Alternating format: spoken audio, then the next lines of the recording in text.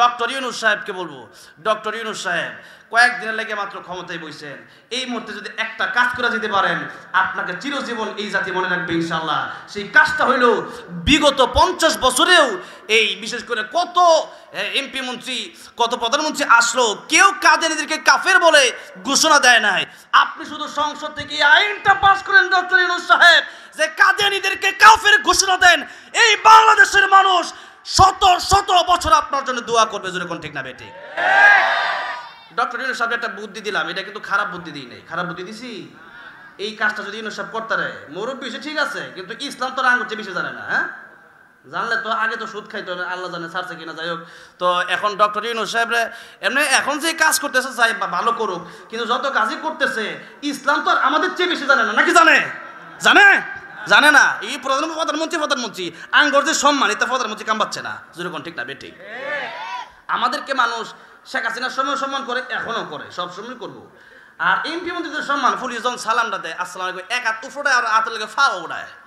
যেরকম ঠিক না বেঠিক? এটা বোঝায় যে এখন সালাম, আর যখন এই ক্ষমতা থাকতো না তখন কিন্তু নিজেরটা দিয়া, বুঝলেন নাই?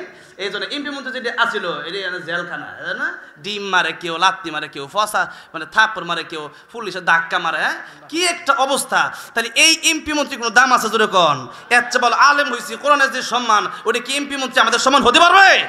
পারবে না। তো ডক্টর ইউনূস সাহেব এই পরামর্শটা যে আপনি কাদিয়ানীদেরকে কাফের ঘোষণা দেন, আর খালি বিদেশকে গুলো হইতো না, খালি কাজ টাজ কিছু করেন। যেরকম ঠিক না বেঠিক?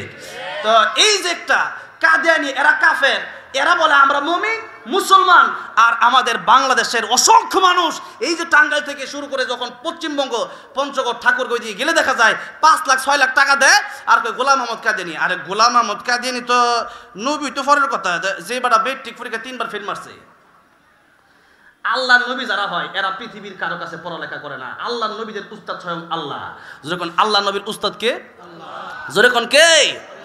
তো এখন কাদিয়ানীরা ওয়ালাকির রাসূলুল্লাহি ওয়া খাতামান নবীন, মা কানা মুহাম্মাদুন আবা আহাদিম মির রিজালিকুম ওয়ালাকির রাসূলুল্লাহ ওয়া খাতামান নবীন, পুরা এই আয়াতের ভিতরে ওয়া কানাল্লাহু বিকুল্লি শাইইন আলিমা, খালি খাতামান নবীন এতটুকু তারা মানে না।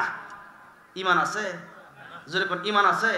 আল্লাহ বলতেছেন আমার নবী শেষ নবী, নবীর পরে নবী নাই সংসদে।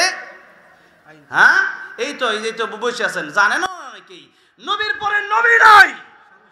জোরে বলতে হবে, নবীর পরে নবী নাই, সংসদে আইন চাই।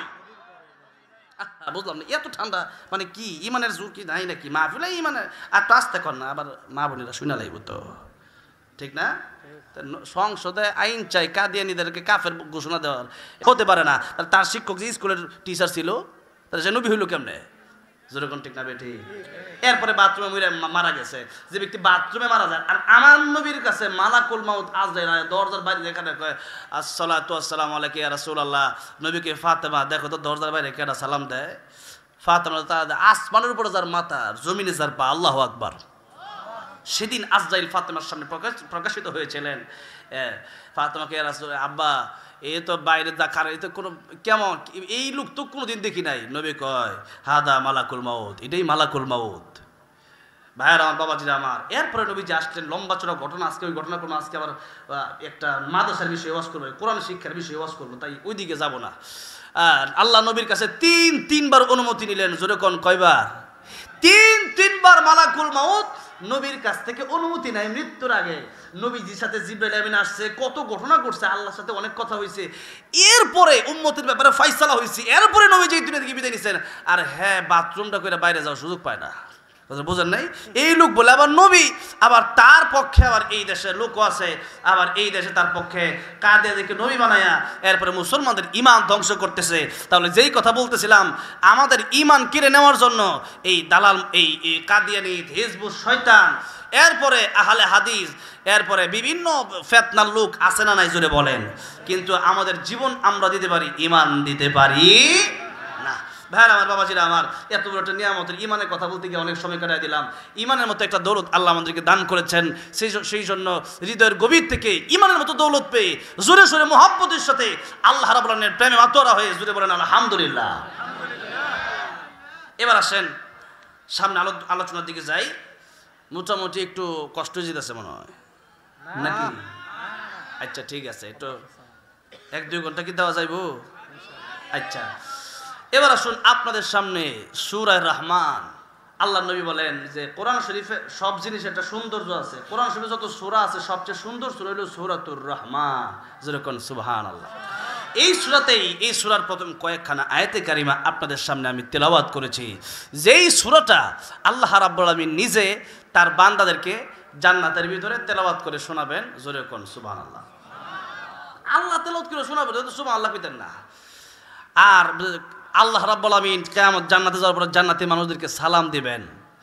জান্নাতে যাওয়ার পরে আল্লাহ রাব্বুল আলামিন জিজ্ঞাসা করবেন, ও জান্নাতীরা, তোমাদের কি আরো কোনো নিয়ামত পাওয়ার বাকি আছে? তখন সাধারণ জান্নাতীরা বলবে, আল্লাহ আর কত নিয়ামত? কোরআন শরীফে যা বর্ণনা করছেন 3 গুণ বর্ণনা হয়েছে কোরআন শরীফে।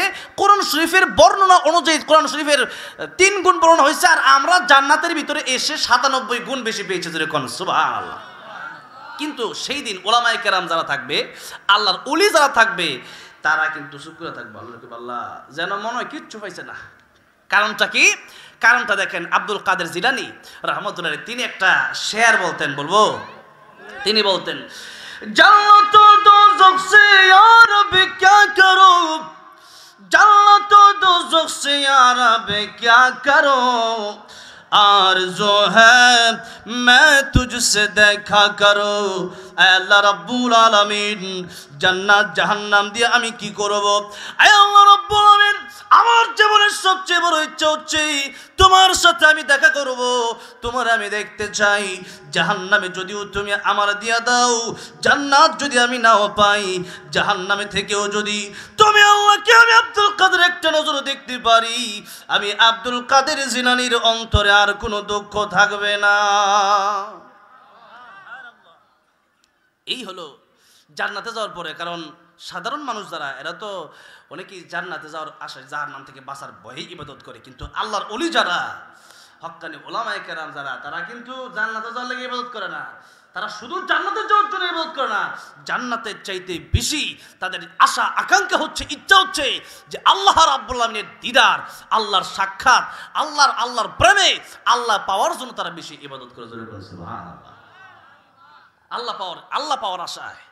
আর জান্নাতের ভিতরে যত নিয়ামত, এর ভিতরে সবচেয়ে বড় নিয়ামতের নাম হচ্ছে আল্লাহর দিদার। যেরকম কি?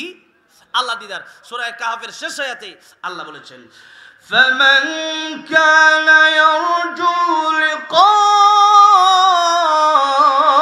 রাব্বিহি فليعمل عملا صالحا ولا يشرك بعبادة ربه